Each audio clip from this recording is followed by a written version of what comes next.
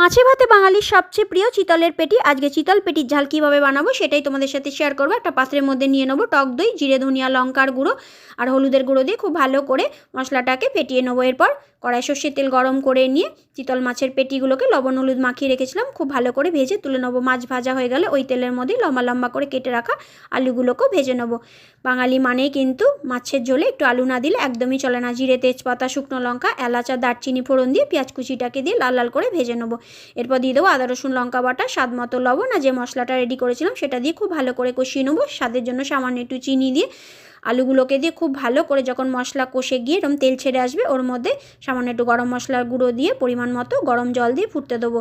আলু সেদ্ধ হয়ে গেলে নামানোর আগে চিতলের পেটিগুলোকে দিয়ে খুব ভালো করে ফুটিয়ে নিয়ে নামানোর আগে ধনেপাতা কুচি আর সামান্য একটুখানি ঘি দিয়ে ভালো করে ফুটিয়ে নিয়ে নামিয়ে নিয়ে গরম গরম ভাতের সাথে পরিবেশন করবো। অবশ্যই এভাবে একবার বানিয়ে দেখো, দারুণ লাগে খেতে।